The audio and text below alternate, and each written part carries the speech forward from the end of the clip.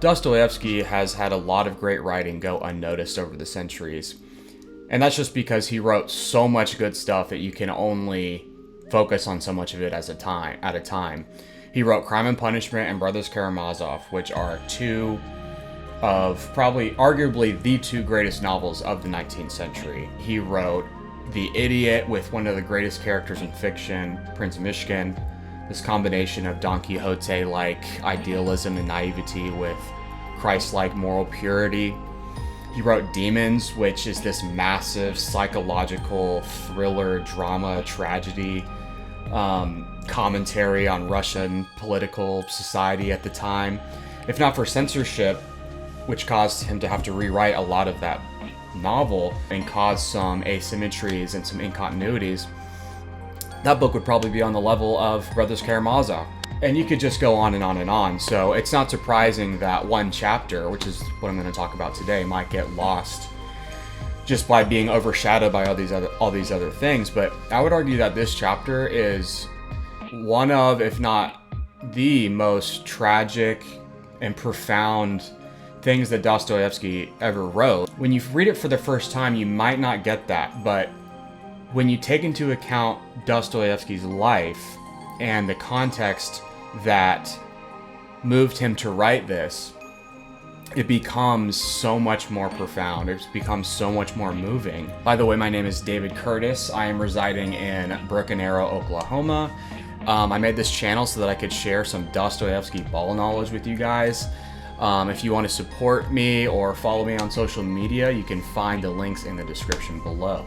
So basically what happens in this chapter is Zosima, who is this elderly monk who lives in a monastery, is coming outside of the monastery to meet with these people who have traveled near and far to get some wisdom from him, to have him pray for them, to have him give them some counsel. And Zosima sees this woman and he says, "You've come from a long way. I want to speak with you." The introduction to this woman is pretty fantastic. This is what it says.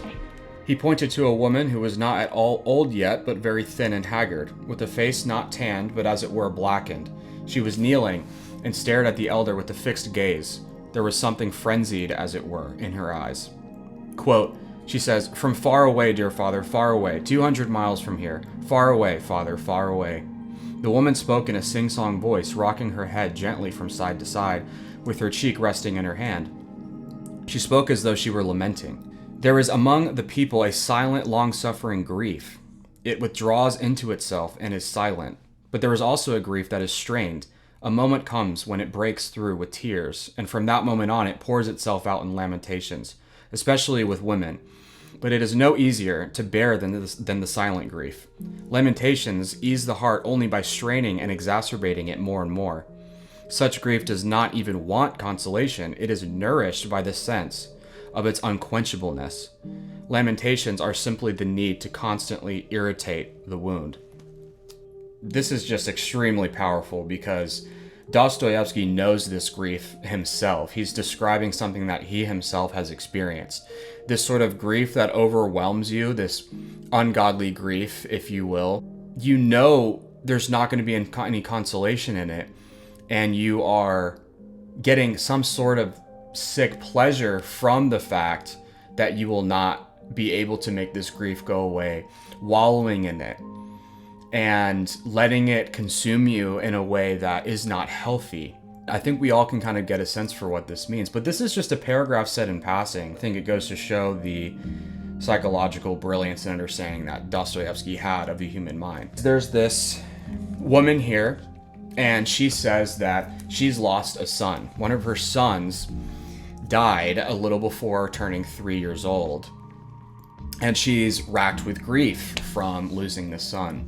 And Zosima, first thing he says to her is he tries to comfort her by sharing with her that her son is with the angels in the highest places in heaven.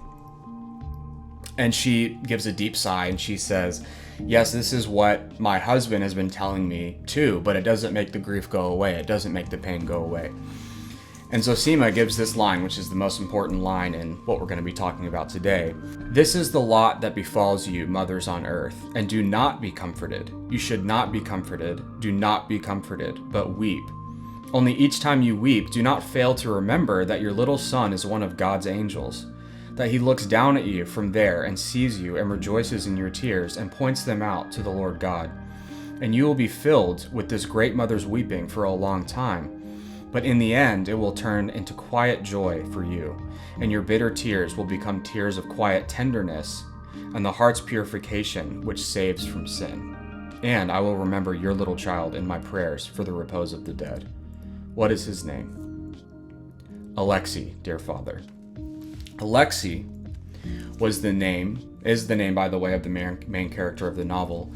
Alexei, also known as Alyosha, is the name of Dostoevsky's son, who died shortly before turning 3 years old from a 12-hour and 40-minute long epileptic fit, ending in his death. So Alyosha, if you could say there's a main character of the novel, it would certainly be him, is named after Dostoevsky's dead son.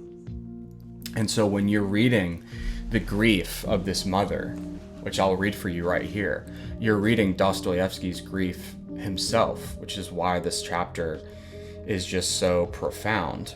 She says, I pity my little son, dear father. He was 3 years old, just 3 months short of 3 years old. I grieve for my little son, father, for my little son. He was the last little son left to us. We had 4, Nikituchka and I. That's her husband. But our children didn't stay with us. They didn't stay. When I buried the first 3, I wasn't too sorry about them, but this last one I buried and I can't forget him. As if he's just standing right in front of me and won't go away. My soul is wasted over him. I look at his clothes, at his little shirt or his little boots, and I start howling. I lay out all that he left behind, all his things, and look at them and howl. It's not only the emotionalness of this chapter, how moving it is, how tragic it is, that makes it amazing. It's that he worked this into his story and used themes from this chapter that would go on and develop throughout the rest of the book, such as weeping and rejoicing in one, such as the suffering of children in Ivan and how he deals with the problem for him of God's existence or non-existence. He is able to do that with something that was so personal to him. And the more you study Dostoevsky, the more you're going to find that he uses his real life in his stories more than almost probably any author that you'll ever read. One young woman came to him for advice towards the end of his career on writing, and the advice that he gave was, don't try to come up with anything fantastic. There's enough material in life itself to use. I'm paraphrasing, of course. Next, I'm just going to give you a little bit more detail on Dostoevsky's grief, some writings from Joseph Frank, who is the greatest biographer of Dostoevsky. He has this 5-volume masterpiece on Dostoevsky's life and works. So I'm going to be reading some from the 5th volume on that. That's going to give you some pretty amazing insight into the details of this that I think you're going to want to hear. So Frank says, his lingering premonitions, alas, proved to be only too well-founded. He had been having extreme worries about his children up to the point where his son died. On April 30th, 1878, his 3-year-old son, Alexei, Alyosha, suffered a first epileptic convulsion of 4 minutes that was taken only as a childish symptom. On May 16th, however, he was overcome by a major epileptic fit lasting for 12 hours and 40 minutes, ending with his death. In her reminiscences, Anna, that's his wife, his second wife, explains that the first doctor assured them that the convulsive symptoms would pass away. By the time a specialist in nervous disorders arrived, it was too late. My husband, she writes, was crushed by this death. He had loved Alyosha somehow in a special way, with an almost morbid love. What racked him particularly was the fact that the child had died of epilepsy, which was a disease inherited from him. Anna, who rushed to see the Dostoevskys this is a different Anna, on hearing the news, was struck by their isolation, prostration, and helplessness. She purchased a little coffin for them and was told by Anna, Dostoevsky's wife, weeping inconsolably, that Dostoevsky had spent the entire previous night on his knees beside Alyosha's bed. The sudden and unexpected death of little Alyosha, who had been playing happily and prattling away on the very morning of the day he died, was a crushing blow for the family. Anna continues to write this. As for me, she writes, the death of our darling little boy was shattering. I lost my bearings, mourned and cried so much that I was unrecognizable. My customary cheerfulness vanished together with my normal flow of energy, which gave way to apathy. Her husband, after the first shock to outward appearance, was calm and bore with courage the blow that fell on us. But I very much feared that this suppression of his deep grief might react fatally upon his already shaky health. Anna soon rallied from her apathetic state, responding to Dostoevsky's entreaties. This is really important. Dostoevsky says, to submit to God's will and to take pity on him and the children, to whom I had become, in his words, indifferent. Some of Anna's torments and even her very words were used in the chapter of the Brothers Karamazov called Woman of Faith, in which a woman who has lost her child unburdens her grief to Father Zosima. So Dostoevsky advises Anna to submit to God's will in her grief. And I think that that is the essence of what Zosima says to the woman in the chapter, in a sort of short roundabout way.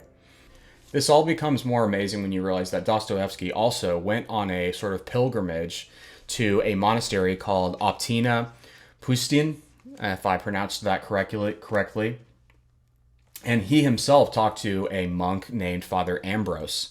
We actually have some accounts from Dostoevsky, someone Dostoevsky was with at the time, who said that Dostoevsky was heated and animated, and he was talking, and he was kind of became the teacher of the monk, and he was sort of fanatic, which is so funny and reminiscent of, well, it makes you think of just reminding you who Dostoevsky actually was. And that sort of thing was consistent throughout his whole life. He left and he had this sense of peace, according to the man who was with him. And so the consolation that he sort of received for himself and that he gave towards Anna is the consolation that Father Zosima in the Brothers Karamazov gives to the woman of faith. And so the last thing I want to do is just talk about what that advice was and what that actually means. The quote says, "This is the lot that befalls you, mothers on earth, and do not be comforted. You should not be comforted. Do not be comforted, but weep." So the first thing he's saying is, because remember, she says, well, I still feel all this grief, even though I know that my child is in heaven with God. He says, basically, I'm not telling you to not be grieved. You should be grieved, and you shouldn't be comforted, and you should weep. Why is he saying this? Well, because there's no way out but through. There's no way out of your grief but to experience it. You can't put it off. You can't ignore it. You can't push it down. You have to face it, and you have to experience it. So that's the first thing that he says. Then he says, only each time you weep, do not fail to remember that your little son is one of God's angels, that he looks down at you from there and sees you and rejoices in your tears and points them out to the Lord God. So he says, but even in your grieving, remember the truth that is comforting, which is that your son is in heaven. Otherwise, without that sort of truth, you may be led to despair, is what Dostoevsky is saying. And so even in your weeping, even in your grief, remember that he is in a better place, even though that won't make your grief go away. And he says, and you will be filled with this great mother's weeping for a long time, but in the end, it will turn into quiet joy for you, and your bitter tears will become tears of quiet tenderness and the heart's purification, which saves from sin. So he's saying, if you submit to this grief, if you submit to God's will, in Dostoevsky's own words, then in the end, it's going to only serve to cleanse you. It's only going to serve to make you more like Christ. It's only going to serve to, well, there's this amazing quote. It says, I've learned to kiss the waves that cast me upon the rock that is Christ. And so our afflictions and our sufferings, when we experience them and submit to God's will, that those sufferings are his will for our life, and we know that he has a good plan and purpose for us, and we submit to him, then and take joy in the gospel in the midst of all of that, then those sufferings will only serve to benefit us, will only serve to make us more like Christ, will only serve to make us stronger. And I think that is one of the most profound messages that Dostoevsky has to offer about how to respond to grief. And he knew how to do that because he himself experienced it. He himself wrote from the depths of despair a message of hope, not based off anything rational of, oh, well, this is true and then this is true and therefore you cannot be pained. No, pain is inevitable in this life, and the question is how to endure it, how to experience it in a way that makes it endurable. Because of the context, I think that that's one of the most powerful things he ever wrote. But yeah, that's all I got for now. Hope you enjoyed the video, and I'll be seeing you soon.